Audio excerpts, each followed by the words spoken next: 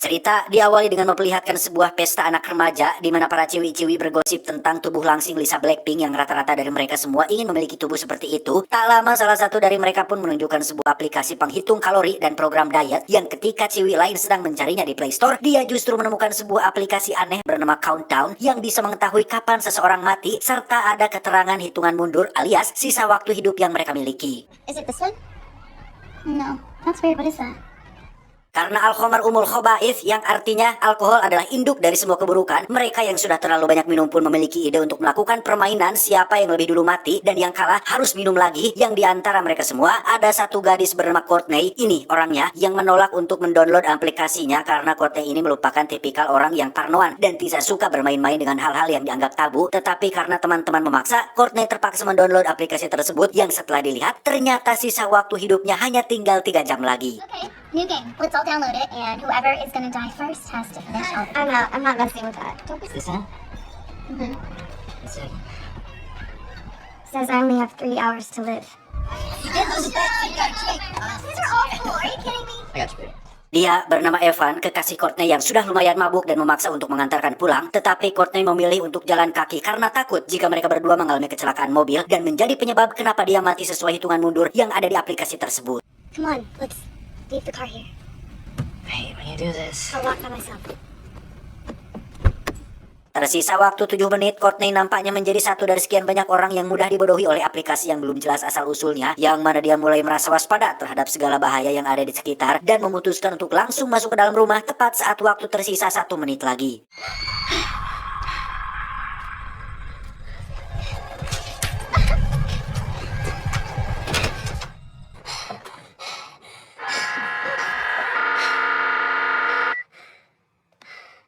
Tak ingin dihantui rasa takut yang tidak beralasan, Courtney pun mencoba mengkalem-kalemkan dirinya sendiri dengan minum segelas air. Namun tak lama terdengar suara dari dalam bak mandi yang ketika dia periksa tidak ada apa-apa. Tetapi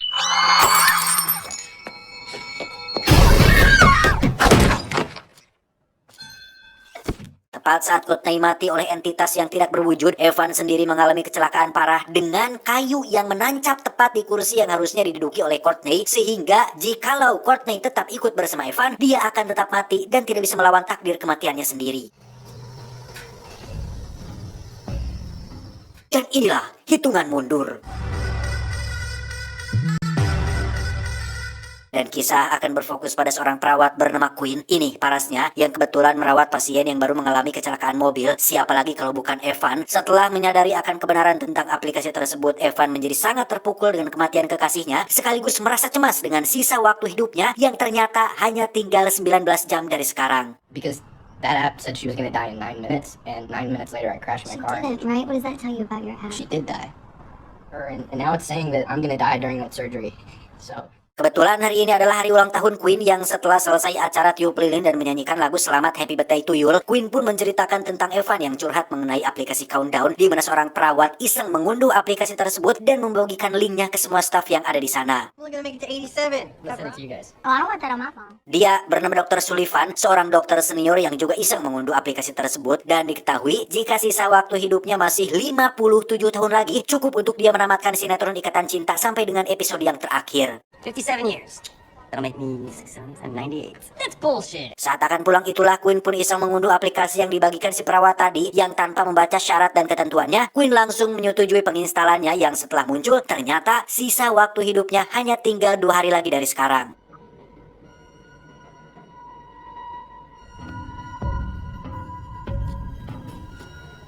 Tidak langsung pulang ke kontrakan, Queen mampir dulu ke rumah ayah dan satu adik perempuannya bernama Jordan. Ini bebenulnya untuk mengambil beberapa berkas dan data keluarga untuk keperluan pekerjaan, yang di situ si ayah mengajak Queen untuk ziarah ke makam ibunya pada hari besok. We're gonna go lay some fresh flowers up in your mom's grave. Sure. Sounds nice. Di rumah sakit kita akan melihat Evan mulai gusar dengan sisa waktunya yang hanya tinggal beberapa menit saja, yang karena tak ingin hanya berdiam diri di kamar menunggu kematian, Evan memutuskan untuk kabur dari rumah sakit ini, dan dengan bolohonya dia malah memutuskan turun melalui tangga darurat, sehingga jangan salahkan Samsul apabila dia mati di lokasi yang sangat strategis. Court.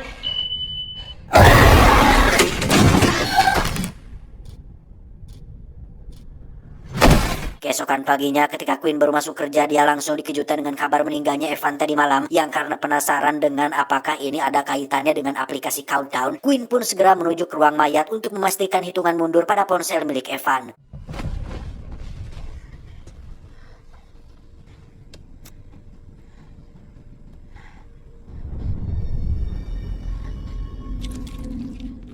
Setelah memastikan hitungan mundur milik Evan sudah habis, Queen akhirnya mulai meyakini atau sedikit mempercayai tentang kebenaran aplikasi tersebut. Rasa gusar dan cemas pun mulai memenuhi pikirannya, sehingga dia memutuskan untuk menghubungi ayahnya dan membatalkan keikutsertaannya ziarah ke makam sang ibu.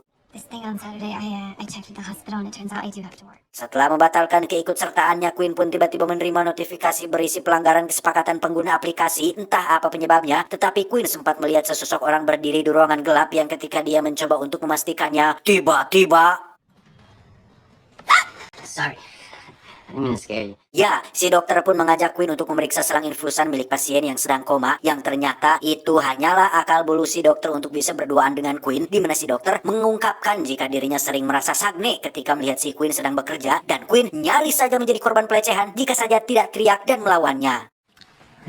Guess you're in, huh? Oh, I don't think that's appropriate. No, I said no! Get off of me! No!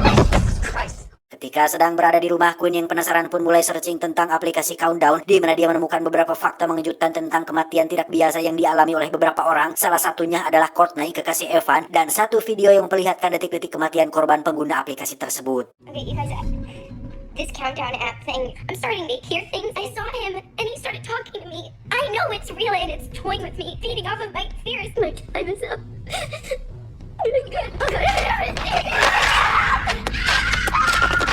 Sampai sini, Queen masih agak ragu antara percaya atau tidak percaya dengan kebenaran aplikasi ini, tetapi...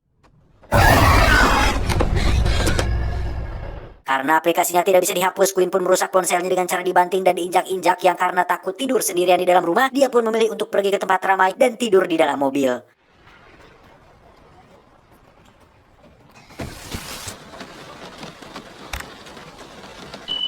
Keesokan paginya, Queen pun dibangunkan oleh Jordan yang meminta izin untuk tinggal sementara di kontrakannya, di mana Jordan tak sengaja menemukan ponsel milik Queen tergeletak di lantai, yang dengan nada meledek, Jordan mengatakan jika sisa waktu hidup Queen hanya tinggal 1 hari lagi. Thing called countdown. It says you only have 1 day left. If you could know exactly when you're gonna die, would you wanna know?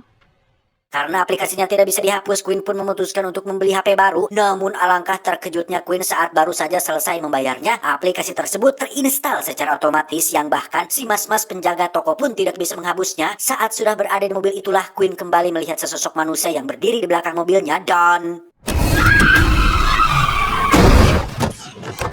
Ketika sedang dimarahi itulah muncul seorang pria bernama Mamat, tapi biasa dipanggil Matt atau Matt. Ini bagusnya, ternyata Matt bernasib sama seperti Queen, bahkan sisa waktunya hanya tinggal 18 jam lagi dari sekarang. Mereka berdua pun melanjutkan obrolan di bar. Di situ mereka berdua membahas tentang notifikasi yang selalu muncul berisi keterangan pelanggaran ketentuan pengguna, yang karena ingin membaca ulang syarat dan ketentuannya, mereka harus mencari seseorang untuk mengunduh dan mendaftarkan diri di aplikasi tersebut. If we were to go back and read it, I think that there's gotta be something there that could tell us. What if there's a way for us to look at that user agreement again? Ditemukanlah seorang bapak-bapak yang sedang mabuk. Mereka langsung membaca syarat dan ketentuannya, yang di situ ada keterangan tentang pengguna aplikasi yang tidak bisa melawan takdir, sehingga keduanya akhirnya sadar bahwa betapapun keras mereka berusaha untuk selamat dan menghindari kematian, mereka akan tetap mati ketika hitungan mundurnya habis. Users shall accept the terms of his or her fate. Accept the terms of our fate. Merasa ini ada hubungannya dengan hal mistis seperti kutukan dan iblis jahat, Queen dan Matt pun pergi ke rumah sakit untuk menemui seorang pendeta rumah sakit yang nampaknya kurang mengerti dengan hal-hal supranatural seperti ini. Tapi dia memiliki seorang teman pendeta yang paham betul dan ahli dalam masalah seperti ini. We talk about demons, we're usually speaking metaphorically, but I know someone might be a little better qualified. Tak lama Queen pun dipanggil oleh Dewan Rumah Sakit untuk membicarakan tentang laporan pelecehan yang dituduhkan padanya, yang ternyata laporan itu dibuat oleh si dokter yang merasa malu sendiri atas kejadian kemarin. Namun anehnya, dialah justru yang menuduh Queen sebagai pelaku pelecehannya. But you cornering me in my office like that wasn't okay. I'm just trying to stop something before it escalates, that's all. This is true. Why didn't you just come to me right away? I tried, but that asshole beat me to it. Bersamaan dengan itu, Matt terlihat sedang berada di toilet tepat saat dia melihat kaki seseorang berjalan di balik pintu, dan tiba-tiba...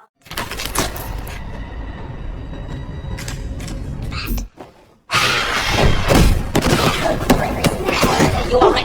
Jeez. You're good. Setelah Quinn diskors dan Matt mulai diteror makhluk halus, mereka berdua langsung pergi menuju tempat seorang pendeta sesuai saran dari dokter rumah sakit. Beliau bernama John, seorang pendeta yang sangat tertarik dengan hal-hal yang berbau mistis dan langsung nyambung ketika Quinn menjelaskan tentang aplikasi tersebut. Yes, it's hard to believe, but I want it to be true.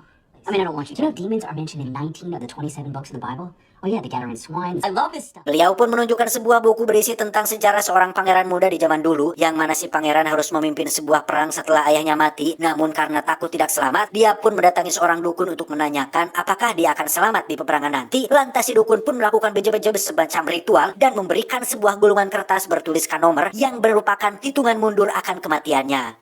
And that number is the exact moment of his death.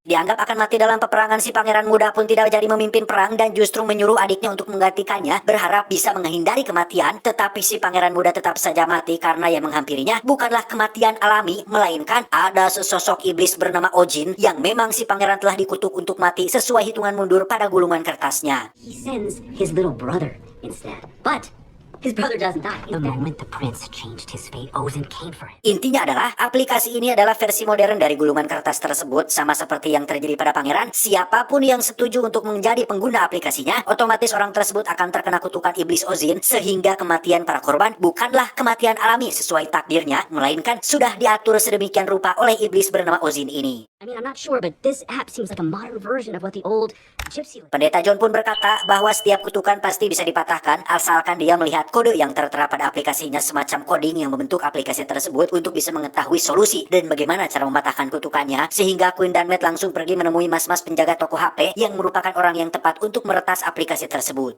How to hack into an app. Yeah, been a while, so... Wait.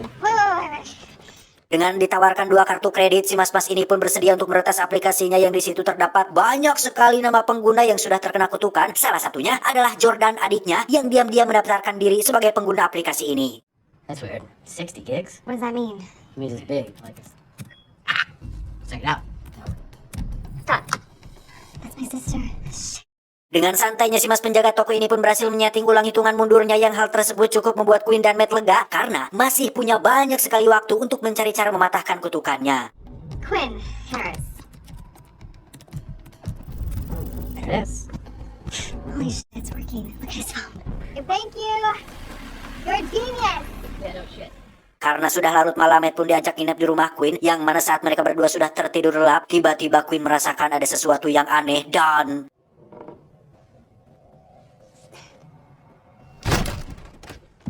Yo, are you calling my name? Ya, hitungan mundur mereka pun kembali ke semula, bukti bahwa iblis Ozin mengetahui kecurangan yang mereka lakukan. Dan jelas jika iblis Ozin ini pernah belajar coding dan programming, atau mungkin saja seorang hacker handal dari kalangan dunia goib, entahlah. Namun di saat bersamaan, Jordan juga mengalami teror dari iblis Ozin di saat sedang sendirian di rumah, yang karena masih bocil, dia pun memilih kolong kasur sebagai tempat persembunyiannya. Sehingga...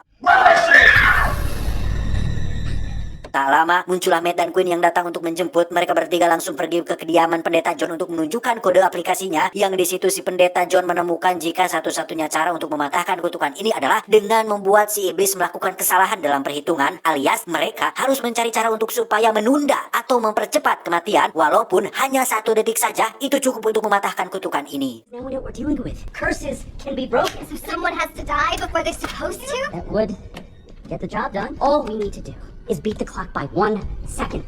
We need to make this out of salt, right? Now once I bless it, you should be safe inside. Bermodalkan garam yang dibentuk menjadi simbol lingkaran, mereka berempat pun mulai melakukan ritual sesuai yang tertera pada buku sejarah. Dan ingat, mereka hanya perlu mengundur waktu 1 detik saja dari hitungan mundur yang tertera pada aplikasinya, yang pada intinya lingkaran garam ini dimaksudkan agar iblis Ozin tidak bisa mendatangi salah satu dari mereka, terutama Matt yang akan lebih dulu mati. Right, this.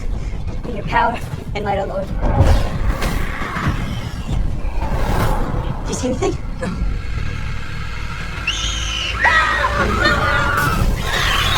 It's working. We can't get in. Go back down. Sama seperti iblis-iblis konvensional pada umumnya, iblis Ozin ini pun melakukan tipu daya dengan mempengaruhi pikiran Matt, seolah melihat adiknya yang telah lama mati, yang ketika Matt sudah terlanjur melangkahkan kakinya keluar dari lingkaran, tiba-tiba...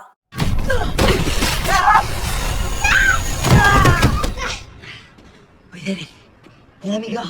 Ya, Matt akhirnya tewas tertabrak mobil tepat saat hitungan mundurnya habis, sehingga iblis Ozin masih tetap menang dan kutukannya masih belum terpatahkan.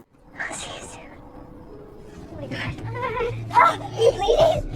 You're bleeding. Gara-gara kejadian barusan, Jordan pun harus dibawa ke rumah sakit untuk mengobati luka tusuk pada perutnya yang setelah ditangani, mereka berdua kembali murung, sedih, dan lalungsailah saat melihat sisa waktu yang mereka miliki. Tinggal beberapa menit lagi, Quinn 17 menit dan Jordan 14 menit lagi, sehingga jelas bahwa Jordan akan lebih dulu mati sebelum kakaknya.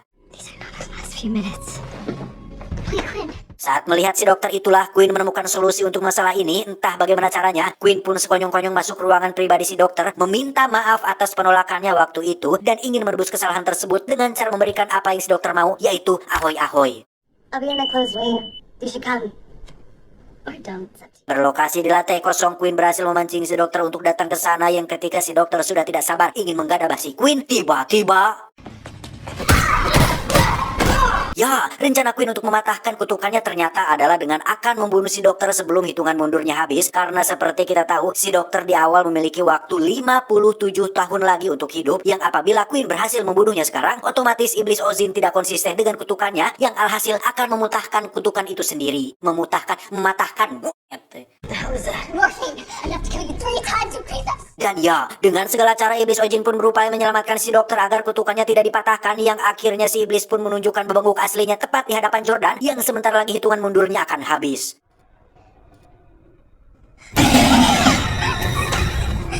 Tak ingin adiknya mati, Quinn pun muncul dengan jarum suntik berisi racun dosis tinggi, di mana Quinn memutuskan untuk mengorbankan dirinya sendiri dengan lebih dulu mati, berharap kutukannya bisa dipatahkan dan Jordan adiknya berhasil terselamatkan.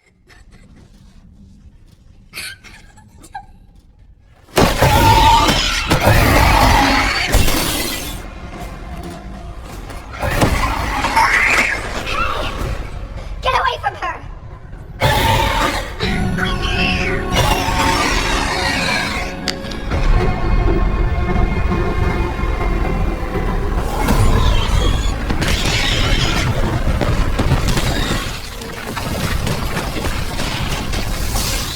Setelah iblis Ozin binasa dan kutukannya berhasil dipatahkan, Jordan pun menghampiri jasad kakaknya yang di lengannya terdapat tulisan agar Jordan mengambil jarum suntik di sakunya dan menyuruhnya untuk segera menyuntikannya, yang ternyata Quinn masih bisa selamat asalkan tidak terlambat disuntik obat penawar.